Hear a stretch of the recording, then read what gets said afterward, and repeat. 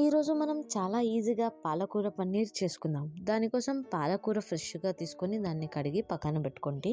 ఏమేం పదార్థాలు కావాలంటే తెల్లగడ్డని చిన్న చిన్నగా ముక్కలు కోసుకోండి, 1 టీ స్పూన్ అల్లం వెల్లుల్లి పేస్ట్, 1 టీ స్పూన్ షాజీరా, 2 టేబుల్ స్పూన్ ధనియాల పొడి, ఉప్పు మీ రుచికి తగ్గట్టు యాడ్ చేసుకోండి, పసుపు 1/2 టీ స్పూన్, 2 టేబుల్ స్పూన్లు కారం మరియు 2 టమాటోల్ని మిక్సీ పట్టించుకోండి, మరియు 1/2 టీ స్పూన్ గరం మసాలా, ఒక పచ్చిమిర్చిని సన్నగా కోసుకోండి. ఇది పన్నీర్ ముక్కలనండి. ఇలా చిన్న చిన్న ముక్కలుగా కోసుకోండి. 2 ఉల్లిపాయలని చిన్న ముక్కలుగా కోసి పక్కన పెట్టుకోండి. ఫస్ట్ ఒక ప్యాన్ తీసుకొని అందులో నీళ్ళు వేసి కొంచెం మగ్గాక మనం పాలకూరని యాడ్ చేసుకోవాలి. దీన్ని బ్లంచింగ్ అంటారండి. దీన్ని మనం ఉడికించకూడదు, ఉత్త నీళ్ళల్లో వేసి ఒక ఉడికొచ్చాక తీసేసి దాన్ని చల్ల నీళ్ళల్లో అయితే మనం చల్లార్చనివ్వాలండి. ఎందుకంటే మనం పేస్ట్ చేసినప్పుడు దాని కలర్ మాత్రం అట్లే ఉంటుంది గ్రీన్గా. మళ్ళీ మిగతా ప్రాసెస్ చూద్దాం. ఒక పెనం పెట్టుకొని అందులో నెయ్యి వేసి మన పన్నీర్ని ఈ విధంగా లైట్ బ్రౌన్ కలర్ వచ్చేదాకైతే ఫ్రై చేసుకొని పక్కన పెట్టుకోండి.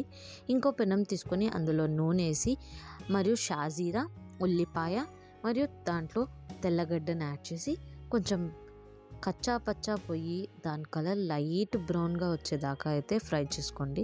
దాని తర్వాత పచ్చిమిర్చి యాడ్ చేసేసి అందులో మన టమాటా పేస్ట్ ఉంటుంది కదా, అది యాడ్ చేసి దాన్ని పచ్చి వాసన పోయేదాకా అయితే మగ్గించుకోవాలండి. దాని తర్వాత కొంచెం అల్లం వెల్లుల్లి పేస్ట్ యాడ్ చేసి ఫ్రై చేసుకోండి. ఉప్పు, పసుపు, ధనియాల పొడి, కారం అన్నీ దాంతోపాటు యాడ్ చేసుకొనేసి దాన్ని మూత పెట్టి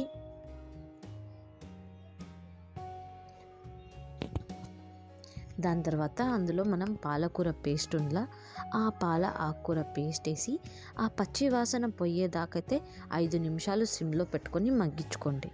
5 నిమిషాల తర్వాత కొంచెం పచ్చి వాసన పోయి ఇలా నూనె పైకి తేలుతూ ఉంటుంది. దాని తర్వాత మన గరం మసాలా, ఇది హోమ్ మేడ్ గరం మసాలా అండి.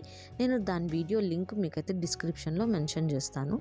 మరియు పన్నీర్ ముక్కల్ని యాడ్ చేసి కలుపుకోండి. ఇప్పుడు మన పన్నీర్కి మంచి ఫ్లేవర్ రావాలి కదండి, అందుకని దాంట్లో కొంచెం మనం ఈ మిక్సీ జార్ కడిగేసి నీళ్ళు వేసి ఒక 5 నిమిషాలు సిమ్లో పెట్టించుకొని మగ్గించుకుందాం. 5 నిమిషాలు సిమ్లో పెట్టుకుంటే మన పాలకి మంచి ఫ్లేవర్ అయితే వస్తుంది. 5 నిమిషాల తర్వాత మరి కొంచెం నీళ్ళు యాడ్ చేసి మళ్ళీ ఆ పచ్చి వాసన పోయేంత వరకు కుక్ అయిపోవాలి.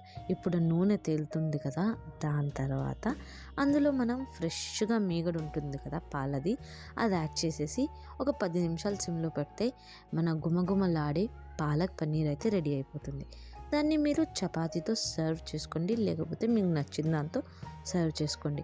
మరి ఇలాంటి టేస్టీ రెసిపీస్ కోసం నా ఛానల్ని సబ్స్క్రైబ్ చేసుకోండి. మీకు నా వీడియో నచ్చినట్లయితే లైక్ చేయండి, షేర్ చేయండి మరియు ఛానల్ని మాత్రం సబ్స్క్రైబ్ చేసుకోవడం మర్చిపోవద్దండి.